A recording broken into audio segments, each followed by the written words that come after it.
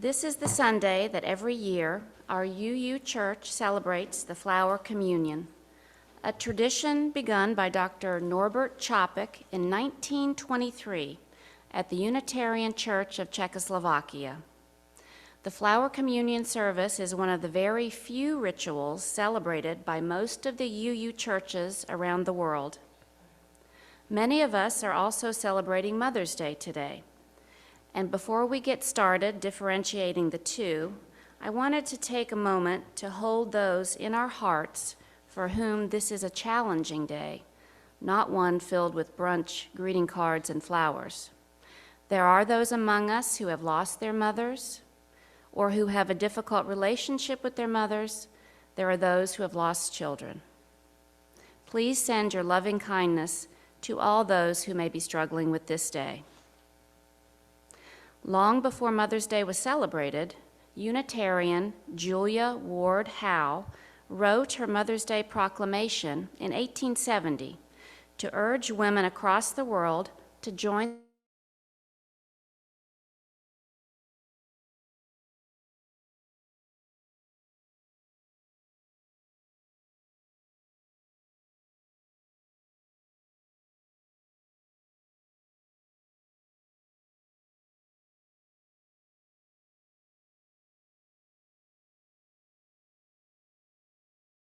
irrelevant agencies. Our husbands will not come to us reeking with carnage for caresses and applause. Our sons shall not be taken from us to unlearn all that we have been able to teach them of charity, mercy, and patience. We, the women of one country, will be too tender of those of another country to allow our sons to be trained to injure theirs. From the bosom of the devastated earth, a voice goes up with our own. It says, "Disarm, disarm." Following her proclamation, Howe began advocating in 1873 for the creation of a Mother's Day for Peace to be held on June 2nd of each year. This initiative lasted for about 25 years. Afterwards, a Methodist woman named Anna Jarvis campaigned to have a national Mother's Day holiday to honor the important role of mothers. But after the holiday was officially established in 1914, she quickly became disillusioned by how commercialized it had become. By the time of her death in 1948, Anna Jarvis had disowned the holiday altogether and even actively lobbied the government to see it removed from the American calendar.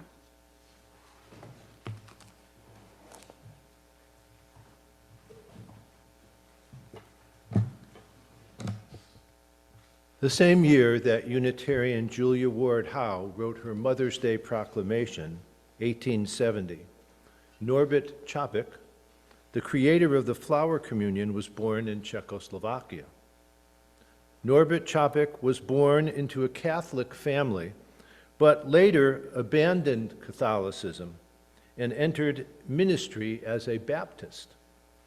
He was a very successful Baptist preacher, but his ideas began to evolve, and he grew more open-minded and compassionate.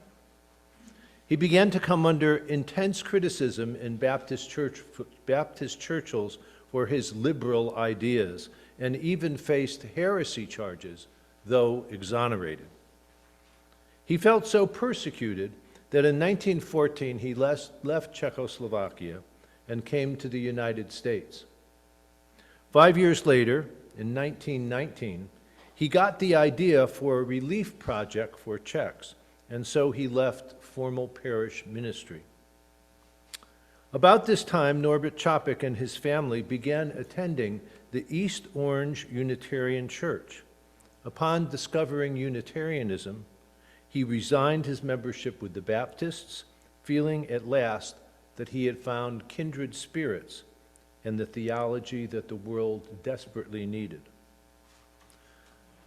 Through his enthusiasm for Unitarianism, Čapek proposed to the American Unitarian Association that they support the founding of a Czechoslovakia Unitarian Church. The AUA agreed and promised a stipend of $200 a month for 10 months. Čapek sailed home to Prague and began the task of starting something new. They called the new congregation the Prague Congregation of Liberal Religious Fellowship, holding their first public meetings in 1922.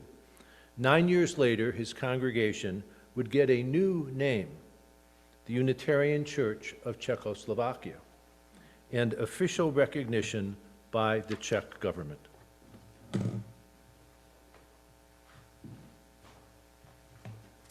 In 1923, to celebrate the first anniversary of the new fellowship, Norbert Čapek wrote the Flower Communion service as, quote, a new experiment in symbolizing our liberty and brotherhood, end quote. For some time, he had felt the need for some symbolic ritual that would bring people more closely together. He knew that many people in his current congregation carried painful memories of and dissatisfaction with traditional religious forms, as he himself did. So the format had to be one which would not alienate anyone who had forsaken other religious traditions. The traditional Christian communion service with bread and wine was unacceptable to the members of his congregation because of their strong reaction against the Catholic Church, which they saw as having aided and abetted their suffering. So Norbert Čapek turned to the native beauty of the Czech countryside for the elements of a communion which would be genuine to them.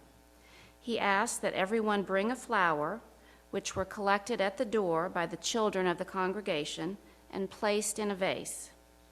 The flowers in the vase were a symbol of belonging together as one spiritual community. Then Čapek wrote, quote, when they go home, each is to take one flower just as it comes without making any distinction where it came from and whom it represents, to confess that we accept each other as brothers and sisters without regard to class, race, or other distinction, acknowledging everybody as our friend who is ready and willing to search for truth and be of service to mankind, end quote. The Flower Communion was a tremendous success at the Unitarian Church of Czechoslovakia. Čapek's wife, Maya, brought the Flower Communion to the United States when she came to tour and speak in 1939. Maya would not return to Czechoslovakia until after the war. For it was at this time the days were darkening in Europe in the 1930s. From his pulpit, Norbert Čapek encouraged his fellow citizens to have courage in face of the growing Nazi madness. Quote, we are today the only nation in the whole of Europe that is ready to resist oppression. Confronting our descendants, we will never have to feel ashamed of the fact that as a small nation in the middle of Europe, we were ready to defend human dignity, freedom, and justice from violence, lies, and lawlessness, end quote. In 1939, Hitler's armies began their occupation of Czechoslovakia. In 1940, the Gestapo began monitoring the services at Čapek's church. For a time, he veiled his message of freedom in biblical parables and religious double talk, but inevitably, he was arrested and all of his writings seized, and in short order charged with high treason. So at the age of 72, Norbert Čapek was sent to the German concentration camp at Dachau, where, after suffering the effects of starvation and hard labor, he died on October 12, 1942.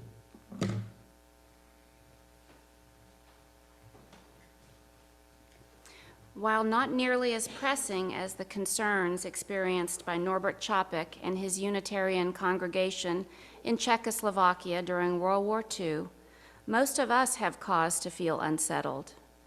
Hurt by the willful ignorance of some members of our society that deny big issues like systemic racism and police brutality, that over and over is measured against marginalized groups in numbers not seen in recent memory. The increase in gun violence and mass shootings in general, what to do with and how to humanely respond to the increasing number of refugees and unaccompanied minors at our southern border, wars in Ukraine and the Middle East that seem to have no resolution, climate change, so many issues that weigh heavy on our hearts. So what consolation or understanding of these crises today can we take away from Norbert Čapek's Flower Communion, created more than 100 years ago? I find comfort in the fact that we are here together this morning, seeing familiar faces and voices gathered in communion and fellowship. Like a bouquet of flowers, we are more beautiful when we are together, supporting one another, and that is true for families, for churches, and countries. Norbert Čapek consecrated the flowers before his ceremony with this prayer: may these flowers remind us, amid our diversities of knowledge and of gifts, to be one in desire and affection and devotion. May they also remind us of the value of comradeship, of doing and sharing alike. May we cherish friendship as one of the most precious gifts. May we realize that whatever we can do, great or small, the efforts of all of us are needed to do the work in this world. We also take comfort in the fact that Heartland UU Church, while a small circle of faith, is part of a larger circle of faith that is part of a whole community of humankind, diverse in intelligence, compassion, and energy.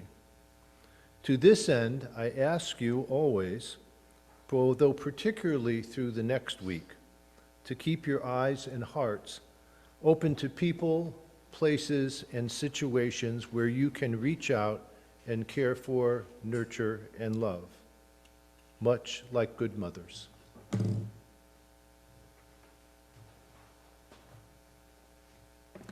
In memory of Norbert Čapek, of Julia Ward Howe, and of every expression where the divine and human meet, we celebrate this morning's Flower Communion service, grateful for the gifts of freedom, community, and love. In this spirit, as the music plays, I will begin inviting you, row by row, to walk quietly up to the communal vase of flowers and take a different flower than the one you brought to share. After you choose your flower, please move to the back of the sanctuary and begin to create our circle for joys and concerns. It is our hope that those of you at home also take this moment to gather a flower. Once in the circle, please stand in silent reflection while others choose their flowers, sharing quietly in this Unitarian Universalist ritual of oneness and love.